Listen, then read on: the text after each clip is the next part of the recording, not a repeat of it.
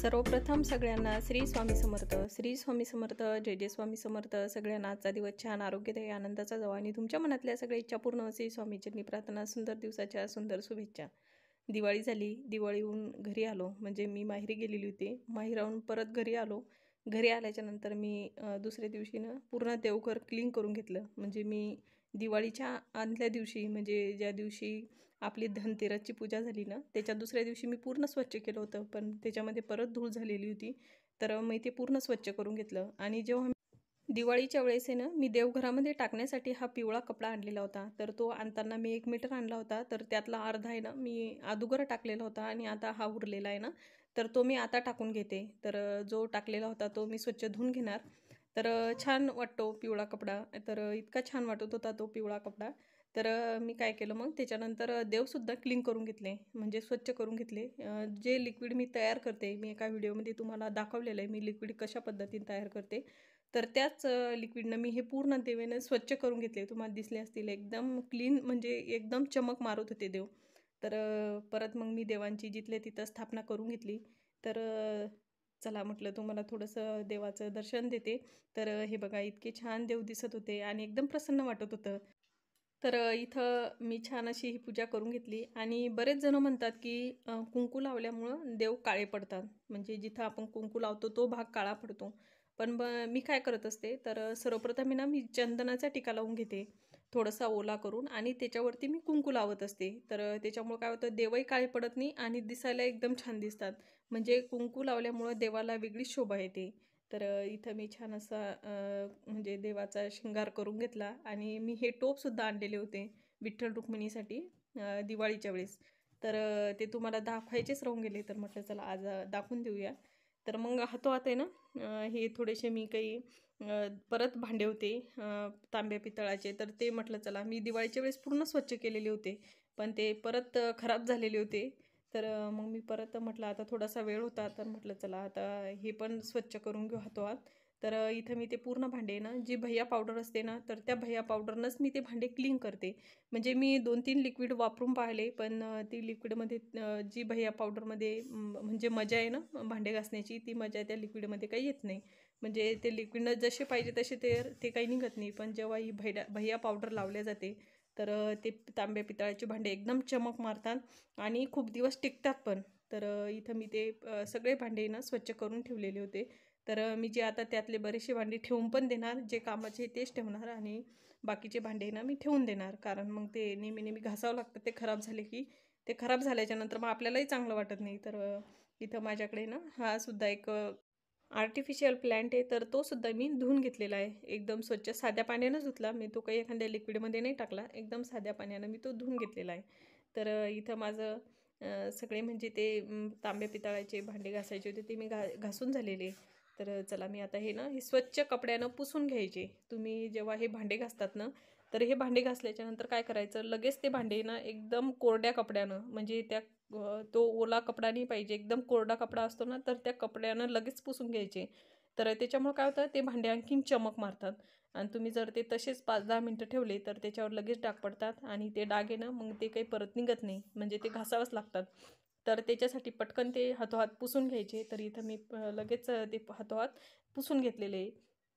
मला हे भांडे खूप आवडतात तांबे पितळाचे, पण ते म्हणजे घासायचं म्हणलं की त्याच्यामुळं हातही खूप खराब होतात आणि माझे नख आहे ना, तर ते नखही खूप खराब होतात. माझे नख मुळातच, तर माझे नख आहे ना मुळातच थोडेसे पातळ आहे. तर त्याच्यामुळं काय होतं मग ते लवकर असे खराब होतात, म्हणजे लवकर ते तुटल्या जातात.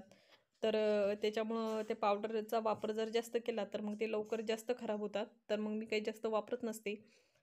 अशीच म्हणजे खूप खराब झाले तर मग तेव्हाच ते भैया पावडर वापरत असते. तर चला इथं हा प्लॅन्ट आहे ना, मी थोड्या वेळ उन्हात ठेवलेला होता आणि तो सुकलेला होता, तर मी घरात घेऊन आलेली होती. आणि जो कोपरा मला सजवायचा होता किचन ओट्यावरचा, तर त्या कोपऱ्यामध्ये मी स्वच्छ पुसून घेतलेलं आहे. दिवाळीच्या वेळेस मी पूर्ण ते घासून ठेवलेला आहे ओटा, म्हणजे कोपरानं कोपरा घासलेला आहे. तर पण मग एकदा म्हटलं आता हातोहात तो असा पुसून घेऊ. तर इथं आपण जेव्हा झाडू आणतो की नाही, नवीन झाडू, तर त्या झाडूचे जे असे तुकडे तुकडे पडतात. कारण काय होतं एखाद्या वेळेस झाडता झाडता तो कशात गुंतला, तर त्या झाडूची जी दांडी असते ती बाहेर येते. तर त्याच्यापासून मी एक छोटासा असा हा प्लॅन्ट बनवलेला आहे. म्हणजे माझ्या डोक्यात ती आयडिया आली की आपण हे घरीच तयार करूया. तर मी त्याला थोडेसे जे वॉटर कलर असतात ना, तर त्या कलरनं त्याला थोडंसं डेकोरेट केलं आणि ते इतका छान आणि इतका सुंदर झालेला आहे. म्हणजे असं कोणीच म्हणत नाही की तो असा तुम्ही बनवलेला आहे. तर असं वाटतं ते विकतच आणलेलं आहे. मला 2-3 जणींना माझ्या मैत्रिणी विचारलं, "हे कुठून आणलं?" तर म्हटलं, "मी ते घरीच बनवलं." म्हणजे झाडूच्या ज्या काड्या पडतात ना, दांड्या, तर त्या मी जमा करून ठेवल्या आणि त्याच्यापासून छान असा हा एक शोपीस तयार केला. तर चला परत जिथल्या तिथं त्या वस्तू ठेवून द्यायच्या.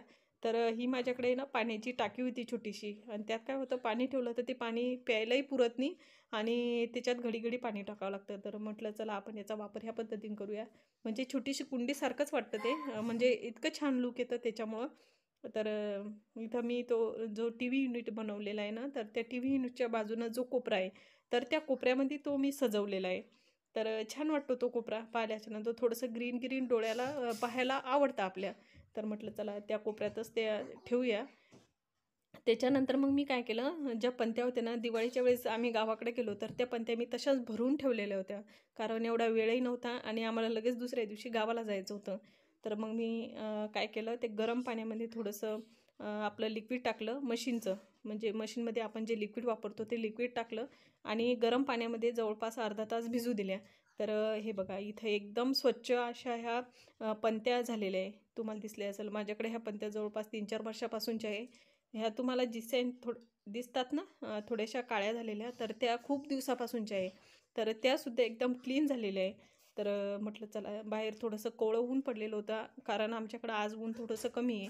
थोडंसं आभाळ आलेलं आहे. तर पण थोडंसं ऊन पडलेलं होतं. म्हटलं उन्हात थोड्याशा वाळून घेऊ आणि व्यवस्थित भरून ठेवल्या जाईल, म्हणजे पुढच्या वर्षी आपल्या त्या परत कामात येणार. तर चला हे सुद्धा काम करून झाले. दिवाळीच्या नंतरची खूप आवराआवर असते, खूप कामं असतात. दिवाळीनंतरही खूप कामं करावं लागतात. त्याच्यानंतर मग मी घरात आले. त्याच्यानंतर मी थोड्या वेळ आराम केला आणि माझ्या मुलीला आहे ना, तिच्या हॉस्टेलला जायचं होतं, म्हणजे तिच्या क्लासेससाठी. तर तिला आहे ना आपले बेसनाचे लाडू खूप आवडतात. तर तिला सोबत घेऊन जायचे होते. तर मग मी तुमच्यासोबत इथं झटपट रेसिपी शेअर करते. इथं एका साईडने मी तूप बनवायला ठेवलेलं आहे. इथं मी जवळपास आहे ना 1 किलोला थोडंसं कमी असं हे बेसन पीठ घेतलेलं आहे. जवळपास 1 किलो असू शकतं. थोडंसं त्याच्यापेक्षा कमी असं वाटतंय मला की 1 किलो नसेल. तर त्याच्यानंतर काय करायचं, साध्या पाण्यानं आपण जे नॉर्मली पाणी पितो त्या नॉर्मली पाण्यानं ते असं भिजून घ्यायचं तो गोळा बेसनाचा आणि त्याच्या अशा पुऱ्या लाटायच्या आणि त्या अशा लाटून तळून घ्यायच्या तेलामध्ये. इतके छान लाडू होतात, मार्केटपेक्षा एकदम चांगले. आपण जे मोतीचूरचे लाडू आणतो ना, त्या लाडूपेक्षा एकदम छान आणि टेस्टी लाडू होतात. तर ह्या पुऱ्या आहे ना अशा तळून घ्यायच्या. अशा नाही त्याला गोलच आकार आला पाहिजे, म्हणजे तो कसाही आला तरी चालतो. कारण ते आपल्याला मिक्सरमध्येच ग्राइंड करायचं असतं. आणि एका साईडनं आहे ना मी पाक करायला ठेवलेला आहे. तुम्हाला व्हिडिओमध्ये दिसलं असेल. तर हे बघा इथे ना हा पाक केलेला आहे.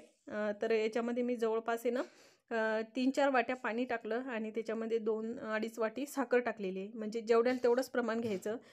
त्याच्यामध्ये मी 3 वाट्या पाणी टाकलं आणि त्याच्यामध्ये जवळपास 3 वाट्याला थोडंसं कमी साखर टाकलेली आहे.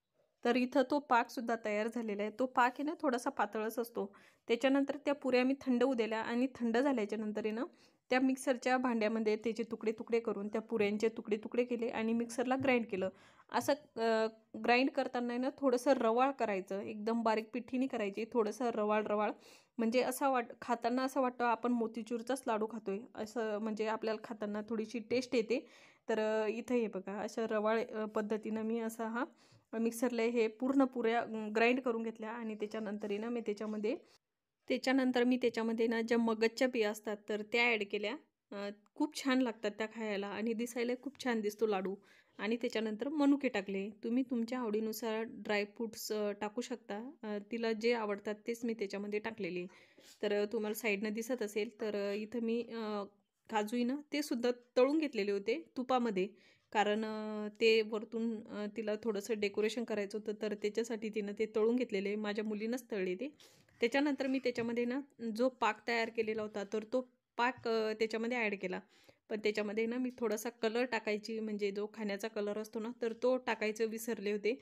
त्याच्यामुळं काय होतं, कलर एकदम छान येतो आणि लाडू इतका सुंदर दिसतो दिसायला. तर मग मी नंतर थोडासा पाक राहिलेला होता ना, तर त्या पाकामध्ये तो कलर थोडासा ॲड केला आणि परत ते व्यवस्थित मिक्स करून घेतलं. तर इतका छान असा हा केशरी कलर आलेला होता. तर हे बघा इथे एकदम सुंदर असा हा केशरी कलर तयार झालेला होता. जो मोतीचूरच्या लाडूचा कलर असतो ना, सेम त्या पद्धतीचा कलर आलेला होता. आणि हे लाडू बनवताना एकदम झटपट होतात, म्हणजे जास्त वेळही लागत नाही. झटपट होणारी रेसिपी जर करायची असली तर 1 तास पण लागत नाही. तर इथं मी असे पटपट हे लाडू बनवून घेतले.